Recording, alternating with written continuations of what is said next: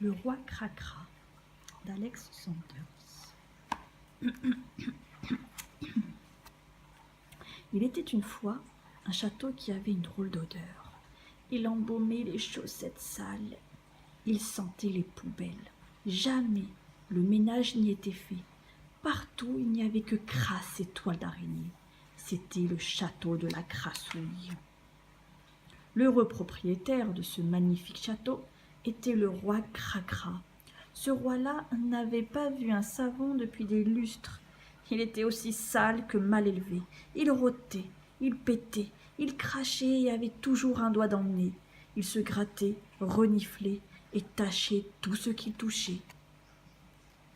Le roi Cracra était surtout connu pour ses pétonis truands, énormes, qui faisaient trembler les murs des châteaux.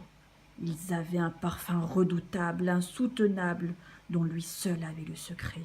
Ils emplissaient d'extase le roi Zinzin et en une seconde faisaient s'évanouir la reine Bobo. « Un jour ces proutes nous tueront, » se plaignait la reine Bobo. « Quelle odeur doit régner sous ses bras ?» rétorquait la reine Guili-Guili. « Jamais je ne pourrai l'y chatouiller. Et encore moins l'embrasser, » renchérissait la reine Bisou-Bisou. Il fallait faire quelque chose. Et la reine Cache-Cache laissa entendre qu'une mystérieuse Morissette pourrait bien les y aider. Les reines s'accordèrent pour confier à cette Morissette la périlleuse mission de rendre propre le roi Cracra. Elle serait grassement récompensée si elle y parvenait.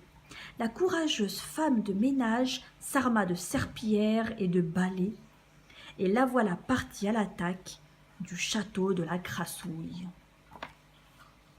Morissette se jeta corps et âme dans la bataille contre la crasse et les cafards. Elle trouva le château du roi Cracra encore plus sale qu'elle ne l'avait imaginé. « Par les chaussettes pestilentielles de mes aïeux, » jura le roi Cracra, « que faites-vous ici ?»« Le ménage, mon bon roi. »« Le ménage, » répéta le roi. Il n'avait jamais entendu ce mot-là. Jamais non plus il n'avait subi de supplices comme ceux que lui infligea Morissette. Elle le frotta, le savonna, le lustra de la couronne aux chaussettes. Pas une tache, pas une trace de crasse n'y échappa. « Nom d'un rôdera !» jurait-il. Mais le résultat fut là. La courageuse Morissette avait fait du roi Cracra le plus propre et le plus élégant des souverains. La reine Bobo trouva cela renversant, et la reine Cache-Cache eut bien du mal à déguiser son émotion. La reine Bisou-Bisou en eut le cœur bouleversé, et la reine Guili-Guili était chatouillée de quelques folles envies. Mais lors du repas qui suivit, le roi Cracra ne montra que son visage habituel, celui du roi des crasseux, celui d'un dégoûtant personnage. Écœurées, les reines s'enfuirent en colère contre la pauvre Morissette qui n'y pouvait rien.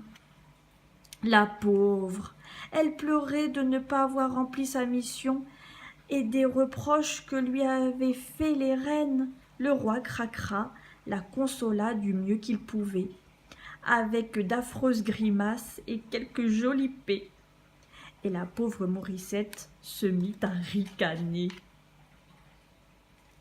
Ils devinrent les plus répugnants compères de toutes les royautés, d'inséparables amis unis pour la crasse et les infamies. « Voulez-vous m'épouser, ma chère Morissette ?» lui demanda un jour le roi Cracra. « Oui !» répondit Morissette ravie. Grâce à ce tout petit mot, elle devenait la grande reine Morissette Cracra première. Ils se marièrent donc. Le festin de noces se termina bien sûr par une gigantesque bataille de tartes à la crème, et les jeunes mariés s'éclipsèrent dans un carrosse peu reluisant en direction de Gadouéville-sur-Mer, lieu romantique de leur lune de miel où ils firent très bon ménage.